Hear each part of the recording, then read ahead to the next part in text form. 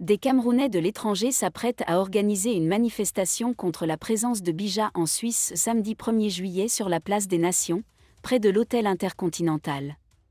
Désolé de vous interrompre, ce rapport peut contenir des commentaires soumis au choix de l'auteur. S'il vous plaît, si vous êtes nouveau sur cette chaîne, veuillez vous abonner et activer la cloche de notification. De cette façon, vous serez averti lorsque nous publierons de nouveaux rapports sur cette même chaîne. Merci. Le chef de l'État camerounais y a séjourné lors de ses nombreux séjours en Suisse. Le chef de l'État camerounais, qui a quitté la France après le sommet de la NFA, n'est pas revenu à Yaoundé. Ses compagnons expatriés, en particulier ceux qui vivent en Suisse, sont convaincus que Bija et sa délégation sont actuellement à Genève. La diaspora camerounaise a appelé à manifester samedi contre une éventuelle présence du dictateur à l'hôtel Intercontinental. C'est une tradition qui remonte à des décennies. L'incorruptible Paul Biya, dirigeant du Cameroun depuis plus de 40 ans, a ses propres habitudes à Genève, notamment des séjours répétés et prolongés à l'hôtel Intercontinental. Les expatriés camerounais antigouvernementaux pensaient savoir que le président africain était revenu dans sa résidence préférée de la rive droite après une visite à Paris, selon un article publié quelques heures plus tôt dans le journal Geneva Tribune. A écrit dans un article publié il y a quelques heures. Paul Biya, 91 ans, profitera de son séjour à Genève pour passer une visite médicale. En réponse, l'opposition a organisé samedi une manifestation place des Nations pour exiger la libération des prisonniers politiques.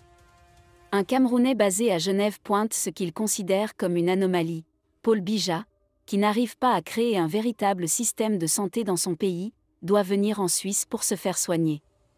Un article de notre collègue suisse. En gros, c'était une grande réunion paroissiale pour remercier les 8 RDPC paroisses de Paul Biya, l'élite et les habitants de la Mefoué-Afamba. À cette occasion, Henriette Sournac a été nommée sénatrice, Expédie Bigono suppléante et S. Roger Melingui à titre de président du caucus parlementaire RDPC de l'Assemblée nationale. En plus d'exprimer leur gratitude, tous ceux qui ont pris la parole lors de cette réunion ont encouragé leur hôte, Paul Biya, à se présenter à la prochaine élection présidentielle. La réunion était présidée par le représentant du secrétaire général du Comité central du Conseil russe pour la démocratie et le progrès et ministre du Commerce Luc Maglovar Marga Atangana. Mode de lecture.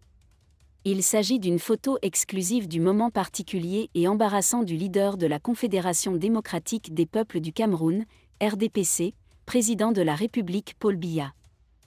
Le chef de l'État Paul Biya s'est rendu à Paris pour un événement politique où il a animé l'émission. Paul Biya a 90 ans et tout le monde sait qu'il a des difficultés physiques à se tenir debout. Il perdait souvent connaissance en public, ne sachant plus où il se trouvait ni ce qu'il faisait. Au moins, le sommeil vient automatiquement à la fête, et pour un homme de son âge, c'est irrésistible. Des photos des nombreuses activités de Paul Biya à Paris montrent clairement que le premier Camerounais est toujours tenté par la fatigue. Média TV5 Monde l'a filmé sans hésiter, contrairement à la Cameroun Radio-Télévision, CRTV, qui en est venue à oublier volontairement les moments troublants de Paul Biya en public. Claude Wilfried Ekanga, un militant du Mouvement pour la Renaissance du Cameroun, MRC, le parti dirigé par le Premier ministre Maurice Kamto, était furieux. Il était indigné par la situation car les gens qui dirigent le pays sont ceux qui sont physiquement surmenés.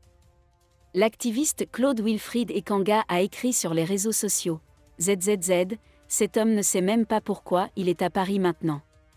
Il voit immédiatement l'intérieur de sa chambre à Genève. Il se demanda pourquoi il ne lui avait pas apporté une noix de cola et une couverture qu'il avait confondue avec son hymne national.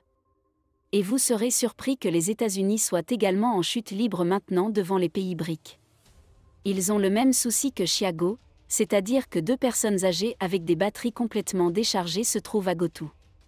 Si vous pouvez confier le volant de votre voiture sur l'axe Yaoundé-Douala à un homme de 90 ans, vous pouvez continuer à encourager les principaux dormeurs du Cameroun. Quoi qu'il en soit, bonne nuit. Va dormir mon grand-père, va dormir. Vous excellez dans au moins un domaine. Merci d'être resté avec nous jusqu'à ce point, comme toujours pour promouvoir la liberté d'expression. Laissez vos opinions à ce reportage dans la section commentaires ci-dessous. Si vous avez aimé cette vidéo, merci de liker, partager, commenter et surtout vous abonner à la chaîne. Et on se retrouve très vite pour une prochaine vidéo.